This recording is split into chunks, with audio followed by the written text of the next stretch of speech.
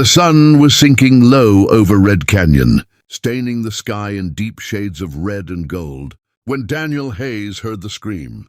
It sliced through the evening wind, sharp and desperate, not the cry of an animal or the echo of some distant quarrel, but a woman's voice, fighting for survival. Daniel pulled his horse to a halt. The desert had taught him to mind his business. Trouble out here had a way of swallowing good men whole. But the scream came again, weaker this time. His jaw tightened. With a low curse under his breath, he turned his horse toward the sound. Smoke drifted between the canyon rocks. As he rode closer, he saw a wagon tipped sideways and three rough-looking traders laughing as they dragged a woman across the dirt. Her wrists were bound with rope, her dark hair tangled with dust, but there was nothing broken in her posture. Even on her knees, she carried herself like someone who refused to bow. One of the men shoved her toward the wagon. "You'll fetch a fine price," he sneered. Daniel's hand rested on his revolver. He didn't think. He acted. "Let her go." The men spun around, startled. For a moment, the canyon fell silent except for the restless wind. Then one of them laughed. "Ride along, cowboy. This ain't your concern."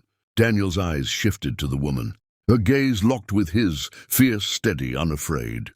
There was no plea for help in her eyes, only fire. That was enough. The first shot echoed like thunder against the canyon walls. Horses reared. Dust exploded into the air. The traders scrambled for cover, firing wildly. Daniel moved fast, controlled, every shot deliberate. Within minutes, one man lay groaning in the dirt. Another fled on horseback, and the third dropped his weapon with shaking hands. Silence returned as suddenly as the chaos had begun. Daniel dismounted and approached her cautiously. Up close, he could see bruises forming along her arms, but her chin remained lifted. He cut the ropes around her wrists. She didn't thank him. Instead, she rubbed her wrists slowly and looked at him with piercing dark eyes. "You've just made yourself an enemy," she said calmly. "Those men answer to powerful people." Daniel holstered his gun. "I've never been too fond of powerful people." The wind picked up again, carrying the smell of gunpowder and dust between them. He didn't know her name yet, didn't know her story. But as she stood there in the fading light, strong, unbroken, he had the strange feeling that this moment would change the course of his life forever. Daniel expected her to be gone by morning. He left water by the door, a folded blanket near the fire, and slept lightly with his revolver within reach. He told himself it was precaution. A stranger, an Apache woman no less, under his roof could mean questions, trouble whispers in town. When dawn stretched pale across the plains, he stepped outside to check the horses. She was there before him. Ayana stood near the fence, her injured arm wrapped in clean cloth he had left out. She had already fed the chickens and drawn water from the well, as if she had lived there for years. The rising sun lit her dark hair like a halo of fire, and for a moment Daniel simply watched, unsure what unsettled him more, her presence or how natural it felt. "You should be resting," he said finally. She didn't look at him. "Rest is for those who are safe." The words hung heavy between them. Over the next few days she didn't leave. She moved through the ranch with quiet confidence, mending a torn saddle strap without being asked, attending to a limping calf with surprising gentleness. She spoke little at first. When she did, her voice was steady, careful, as though measuring whether he deserved the truth. Daniel tried to keep his distance. He worked longer hours, rode farther out into the fields. But every time he returned, she was there, by the fire, by the well, or sitting beneath the wide Texas sky, watching the horizon as if expecting it to betray her. One evening, as cicadas hummed in the cooling air, she finally told him why those men had taken her. "They are working with a land agent from town," she said. "He wants our valley. Gold was found near the river. They are forcing my people to sign papers we cannot read." Daniel's jaw tightened. He had heard rumors. He hadn't wanted to believe them.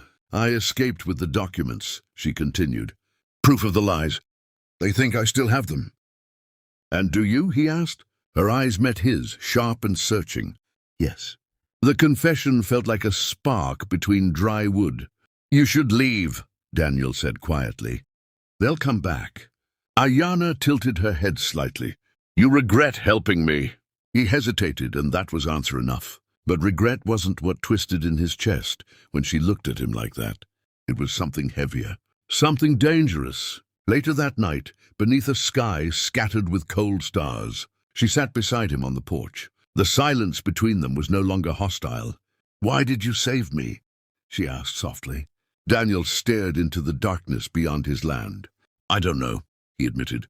But deep down he was beginning to understand, and that scared him more than the men who might return. The warning came at dusk.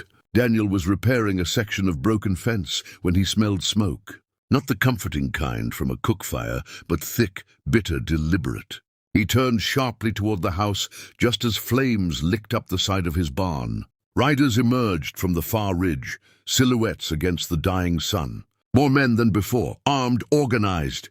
Ayanna stepped out of the house, her expression unreadable but her body tense. She didn't panic. She simply watched them approach as if she had been expecting this moment all along. One of the riders called out, "Return the girl, and we'll let your land stand, cowboy." Daniel's fists clenched. The fire crackled louder behind him, heat pressing against his back. He could feel the weight of the choice settling on his shoulders. Ayanna moved closer. "You owe me nothing," she said quietly. "This fight is mine." He looked at her, really looked at her, the bruises that had begun to fade, the unbreakable strength in her eyes, the courage that made his own fear feel small. "They burned my barn," he muttered. "Seems like it's mine now, too." Gunfire split the air before another word could be spoken. Bullets tore into wooden posts and shattered windows. Daniel grabbed his rifle and fired back, forcing the riders to scatter for cover. Smoke thickened, mixing with dust and chaos. In the confusion, Ayanna caught his arm. "The documents," she said urgently. "They are hidden in the canyon caves. If we bring them to town, we can expose them." Daniel nodded once. There was no more time for hesitation. They mounted his fastest horse together and rode hard toward Red Canyon, shots chasing them into the darkening horizon. The wind whipped against them, carrying sparks from the burning ranch behind. Inside the caves, torchlight flickered against ancient stone.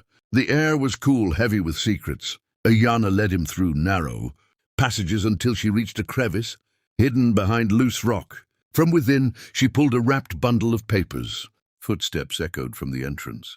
They weren't alone. Daniel pushed her behind him as shadows moved along the cave walls. The confrontation was close, brutal, echoing with grunts and gunshots that seemed to shake the earth itself. When it ended, the remaining men fled into the night. Silence returned, broken only by their heavy breathing. In the dim torchlight, Ayanna stepped closer, her hand resting against his chest, as if to confirm he was real. "You could still walk away," she whispered. Daniel cupped her face, dirt and ash smudging between them. "Not anymore." The kiss wasn't gentle. It was fierce, born of danger and certainty. In that moment, with flames behind them and enemies ahead, Daniel knew the truth. He wasn't just fighting for justice. He was fighting for her. By the time the court decision was announced, the entire town had chosen its side.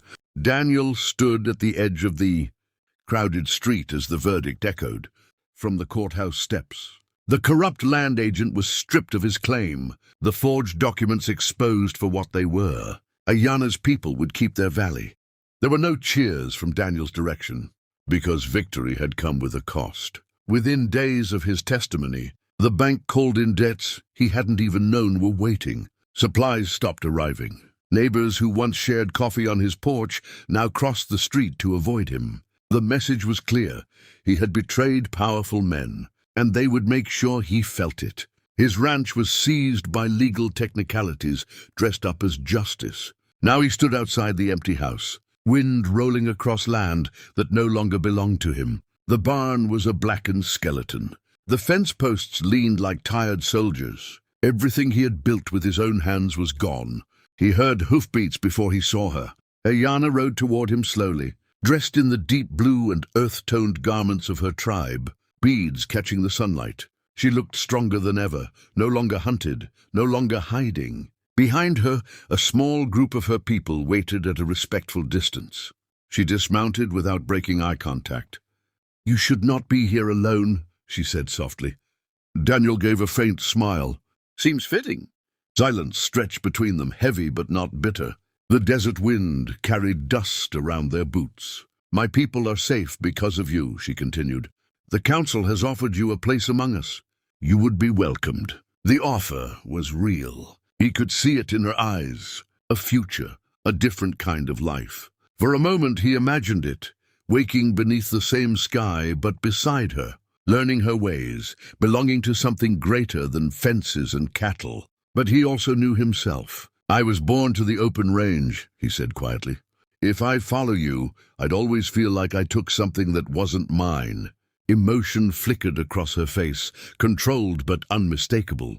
She stepped closer, resting her forehead briefly against his chest. He held her as if memorizing the shape of her. "You saved me," she whispered. "You saved me too." When she pulled away, neither of them tried to promise forever. Some loves were too honest for lies. She mounted her horse, sunlight catching in her dark hair one last time. Daniel watched as she rode back toward her people, her silhouette growing smaller against the endless horizon. He had saved the Apache beauty, but as the dust settled and the prairie stretched empty before him, he understood something simple and painful. A man could win a battle and still lose his heart.